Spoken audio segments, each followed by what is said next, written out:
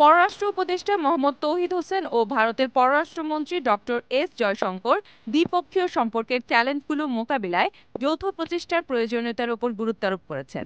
পররাষ্ট্র মন্ত্রণালয়ের এক বিবৃতিতে বলা হয়, ওমানের রাজধানী মাস্কাটে অনুষ্ঠিত অষ্টম ভারত মহাসাগর সম্মেলনের ফাঁকে তাদের মধ্যে এই আলোচনা হয়। বৈঠকে উভয় পক্ষ স্বীকার করেছে যে প্রতিবেশী দুটি দেশের দ্বিপক্ষীয় সম্পর্কের ক্ষেত্রে বিভিন্ন চ্যালেঞ্জের মোকাবিলায় একসঙ্গে কাজ করা প্রয়োজন।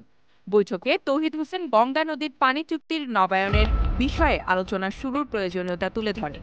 তিনি দক্ষিণ এশীয় আঞ্চলিক সহযোগিতা সংস্থা সার্কের স্থায়ী কমিটির বৈঠক আহ্বানের উপর গুরুত্বারোপ করেন এবং এ বিষয়ে ভারতের সমর্থন চান।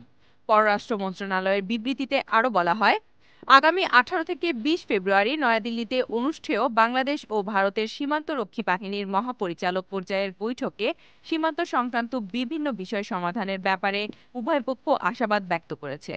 দুই নেতা পারস্পরিক স্বার্থ সংশ্লিষ্ট অন্যান্য দ্বিপক্ষীয় বিষয় নিয়েও মতবিনিময় করেন বলে জানায় পররাষ্ট্র মন্ত্রণালয়। Z news, Dhaka.